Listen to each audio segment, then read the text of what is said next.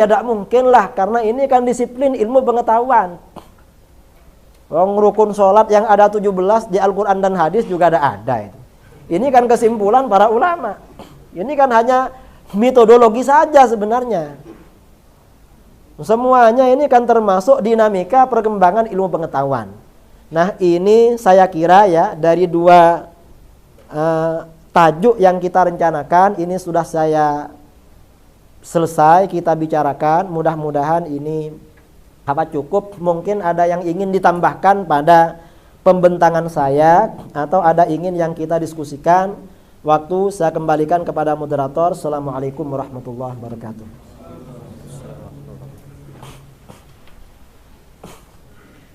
Terima kasih kepada yang berbahagia atas penyampaian. Saya terus buka soalan kepada tuan-tuan sekiranya ada nak bertanya sebarang soalan. Silakan, silakan tanya.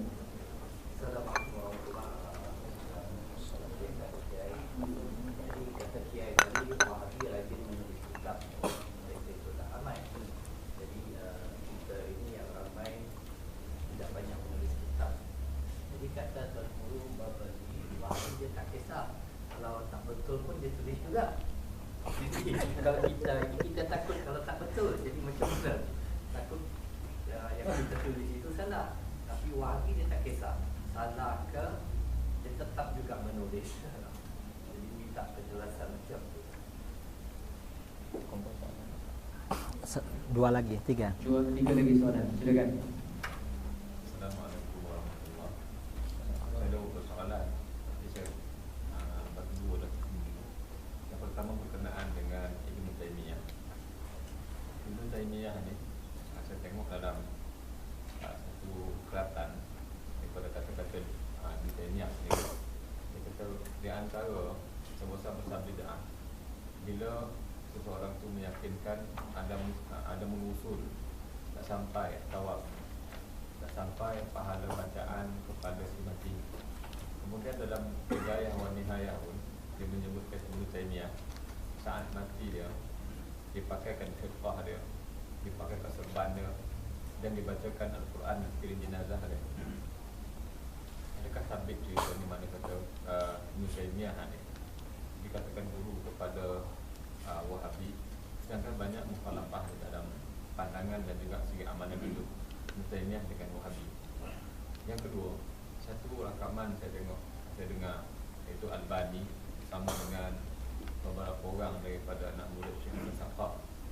Kemudian ditanya berkenaan dengan Ain Allah, dia kata Allahu fis sama walakin bidunil makan. Jadi apa kita punya penjelasan terhadap kata-kata Albani? Dan dia katanya dia itu sendiri matrud daripada Saudi pun kata dia pun sesat, macam kes pun sendirilah. Mereka sendiri pun saling sesat ke sama lain. Dan dia mati tidak di Saudi dan Saudi. Katanya Saudi pun tak terima dia. Dan dia pun kata orang kata sesat kepada pokok ulama-ulama Saudi. Tapi dalam perbualan tu dia kata Allah bersama walakin bidunil makan. Satu lagi soalan belakang. Jangan Ustaz. Salam.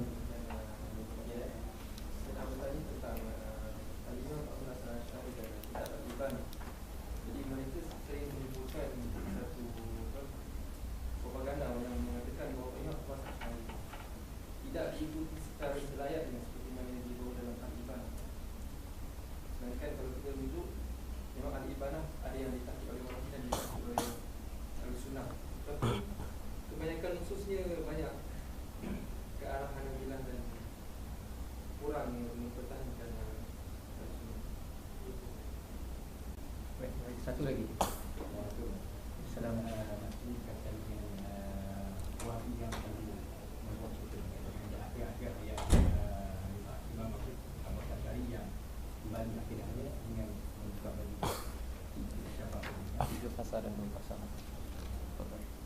Silakan.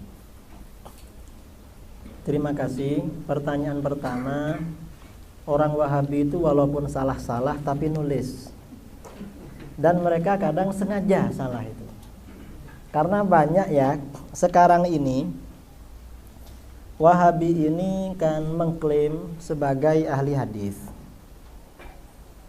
Karena ini ada pertanyaan, sebenarnya ada slide-nya. Saya buka saja ya biar lebih jelas apa yang kita bicarakan ini.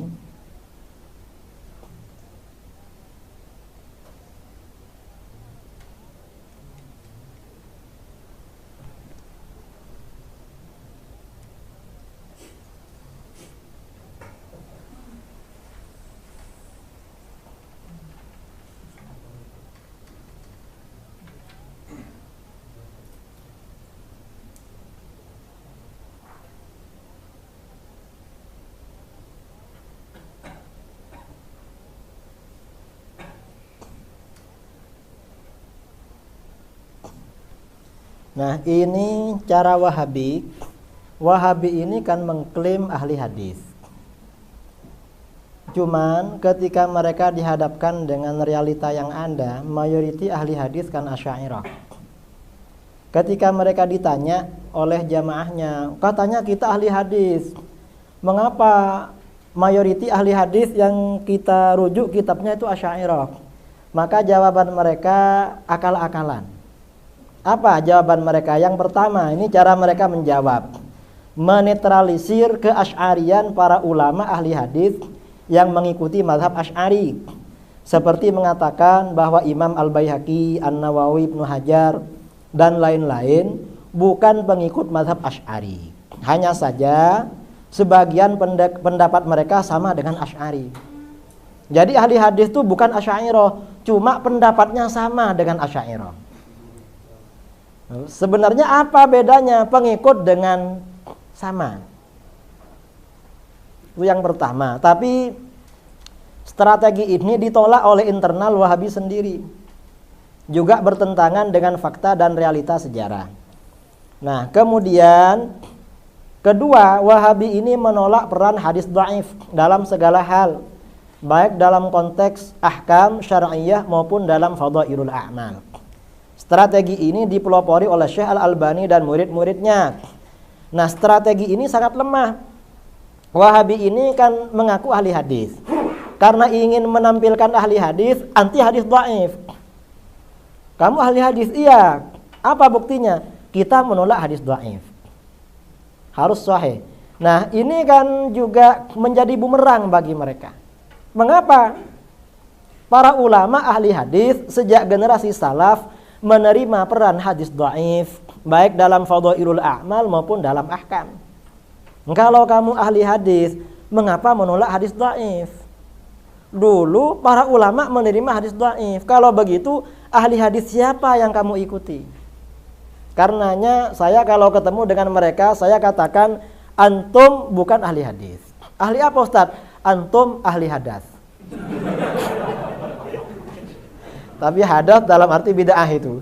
Mereka biasanya, jangan gitulah Ustaz, masa kita diejek katanya.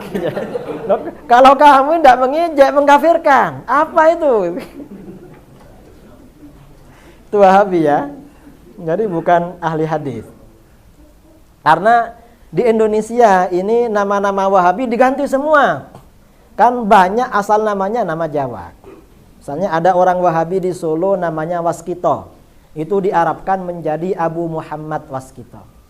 Karena sering saya singgung ya di internet, akhirnya diganti lagi AM Waskito. Mungkin malu itu. Terus ada lagi tokoh mereka di Bandung. Itu sekarang namanya Ustadz Muhammad Al-Khattab. Itu nama kecilnya Gatot. Cuma setelah ikut ini ahli hadis dihadiskan itu. Jadi nama-namanya itu diarabkan semua seperti ahli hadis. Ini kemudian juga ini fakta ya, para ulama panutan kaum Wahabi sebelum generasi Syekh Al-Albani seperti para cucu pendiri Wahabi menerima peran hadis-hadis dhaif dalam kitab-kitab mereka. Syekh Ibnu Taimiyah, Ibnu Qayyim al-Jauziyah dan pengikutnya banyak menyebarkan hadis dhaif dan palsu dalam kitab-kitab mereka.